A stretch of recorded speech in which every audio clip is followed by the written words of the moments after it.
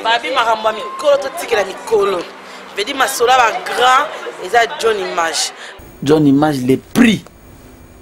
Number one na Makamboyo. John Image, Bilili fois 100. John Image, Lelo, vraiment, à Kangi Masolo. Avenir na bango ba misusu, futur na bango, et ça déjà présent.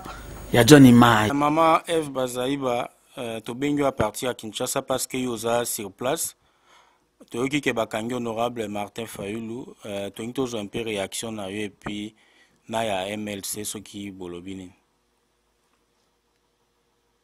Réaction à ce qui a condamné pour dénoncer que Martin Fayulu a député élu à peuple procédure et a dit ce qui a arrêté et a procédure Digo.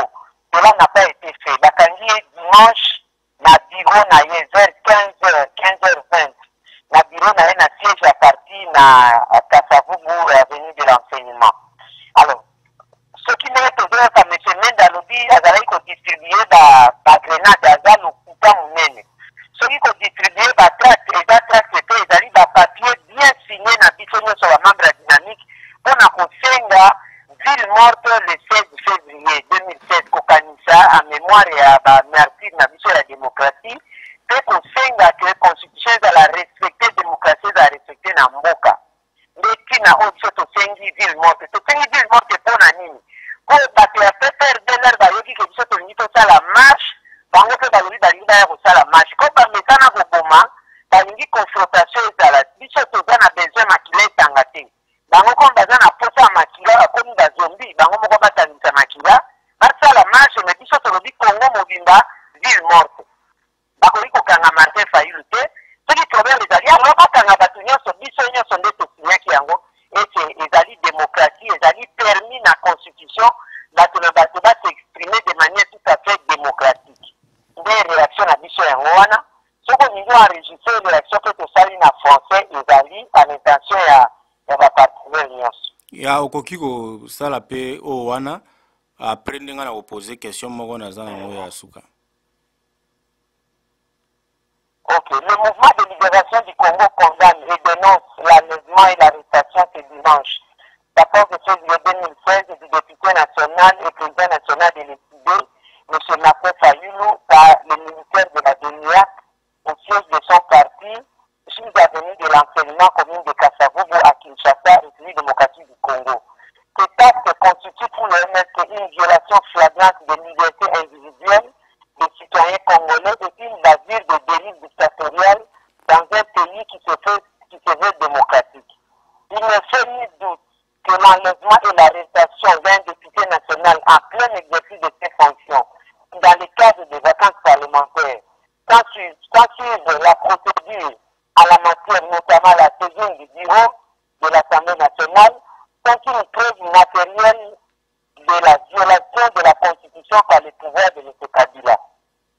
Le MLC dénonce en même temps le climat de terreur et d'intimidation contre les opposants congolais dans l'exercice de leurs droits constitutionnels mis en place par des tirs du pouvoir en vue de réduire l'espace démocratique et d'éliminer politiquement tous ceux qui défendent les valeurs démocratiques, gage d'un état de droit et de paix, ainsi que de stabilité politique.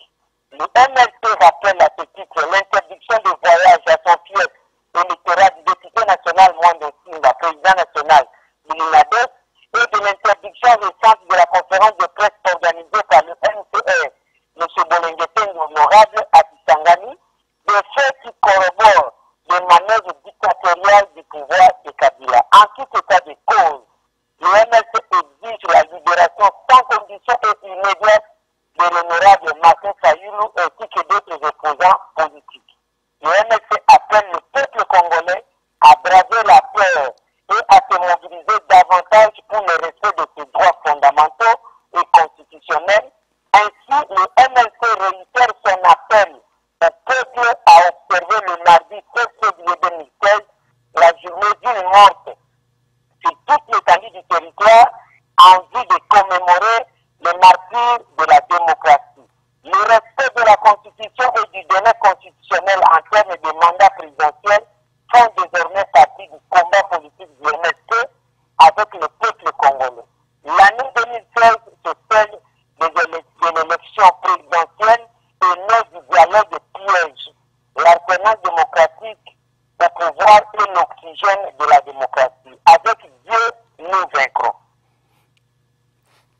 Alors, maman, na question moko eza soki na tunu yango te, en tout cas bandeko mingi basepela te.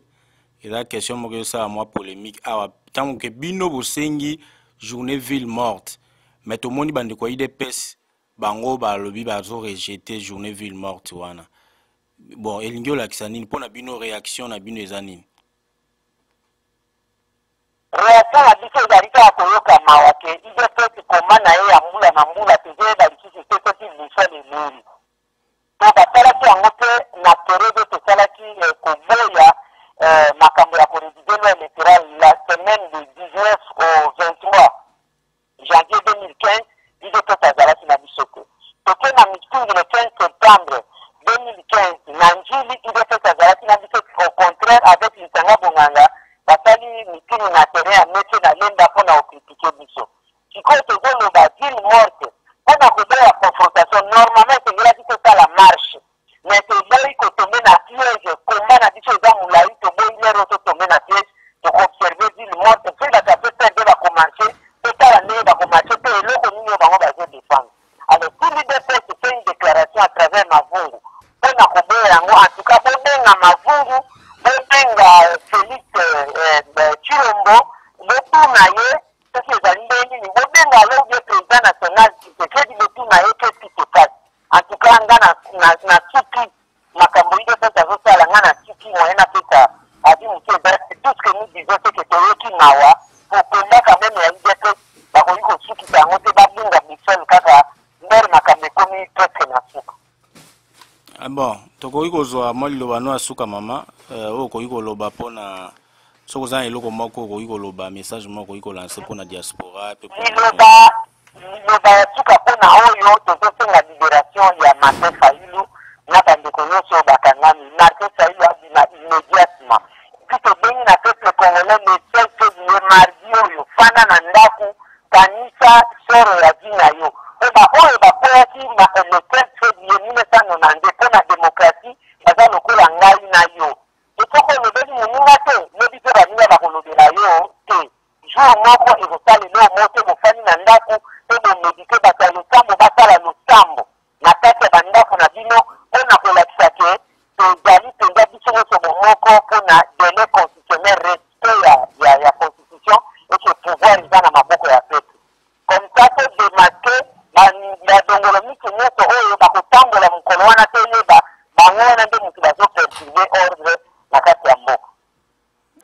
Babi makambo ya mikolo totikela mikolo vedi masola ba grand